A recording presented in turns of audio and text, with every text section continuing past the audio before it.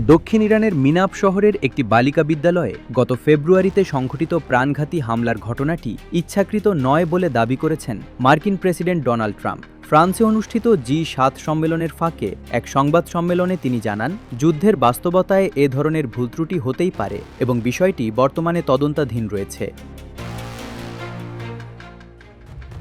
চলতি বছরের ২৮ ফেব্রুয়ারি সংঘাতের প্রথম দিনে মিনাবের শাজারেহ তাইয়েবাহ বালিকা বিদ্যালয়ে একটি ক্ষেপণাস্ত্র আঘাত হানে। ইরান সরকারের দাবি, এই হামলায় ১৭৫ জনেরও বেশি শিশু ও শিক্ষক নিহত হয়েছেন। এই ঘটনাকে কেন্দ্র করে বিশ্বজুড়ে তীব্র প্রতিক্রিয়া ও নিন্দার ঝড় ওঠে।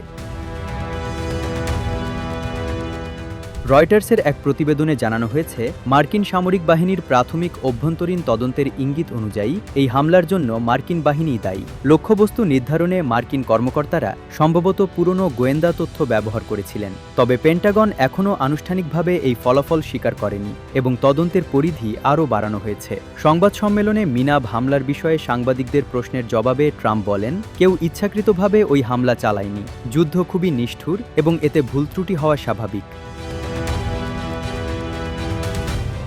বিষয়টি নিয়ে প্রশ্ন তোলাকে অদ্ভুত বলে আখ্যা দিয়ে ট্রাম্প পাল্টা অভিযোগ করেন যে ইরানও হাজার হাজার সেনা হত্যা করেছে, যা আন্তর্জাতিক মহলের বিবেচনায় আনা উচিত। উল্লেখ্য, হামলার পরপরই কোনো প্রমাণ ছাড়াই ট্রাম্পের জন্য ইরানকে দায়ী করেছিলেন। তবে পরবর্তীতে অবস্থান পরিবর্তন করে তিনি বলেন, তদন্ত শেষ না হওয়া পর্যন্ত নিশ্চিত কিছু বলা যাচ্ছে না এবং তিনি তদন্তের চূড়ান্ত ফলাফল মেনে নেবেন।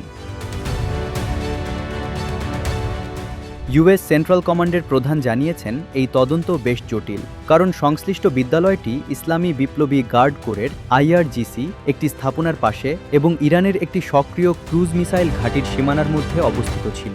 বর্তমানে এই মার্কিন তদন্ত কার্যক্রম প্রায় শেষ পর্যায়ে রয়েছে।